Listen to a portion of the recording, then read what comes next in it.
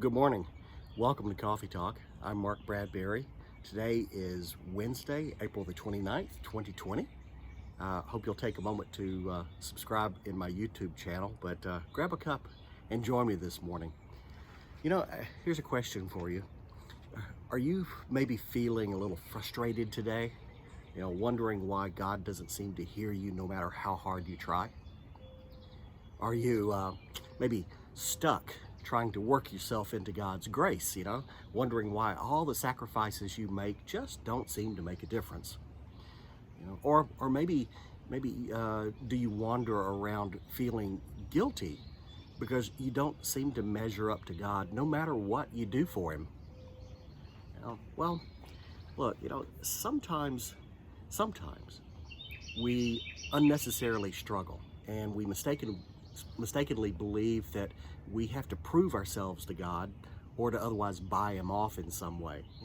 Life doesn't go according to our plans and desires, so we call out to God, and when God doesn't answer in the way that we really want him to, we may believe that we're not getting what we want because God demands something of us. Now, it's true that sin can get between you and God's will in your life, but there are times that we look at God as as mercurial. I mean, he is maybe subject to unpredictable changes of mood, and therefore just doesn't answer us. And then we think that we have to work our way into favor with him, for that reason, and just to get his attention. Now, the reality is that's not true. It's not true at all. Just as your relationship with God is not begun based on anything that you do, Scripture tells us that it comes by faith, not by any works, and basically so that no one can boast about their own inherent goodness. Now, so also, your life of relationship with God is not dependent on works. Now, the ancient Jewish prophet Micah, who lived about 700 BC, he confronted the people of the nation of Judah with their mistaken belief that they could do anything they wanted and then just offer up sacrifices to God, to somewhat make up for it and to appease him. It was a kind of a buy-off to God to look the other way. So Micah said to them, and he told them, he said, "People, ask yourself this." He said, "With what shall I come before the Lord and bow down before the exalted God? Shall I come before him with burnt offerings? Shall I come before him with calves just a year old? Will the Lord be pleased with thousands of rams, or with 10,000 rivers of olive oil?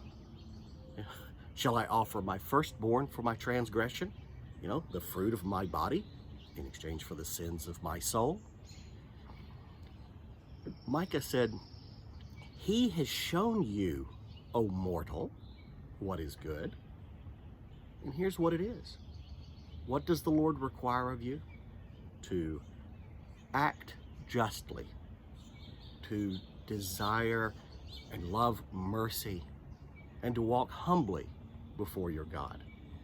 You see, sometimes we struggle so hard to do and achieve to cover our faults that we sometimes forget to simply be.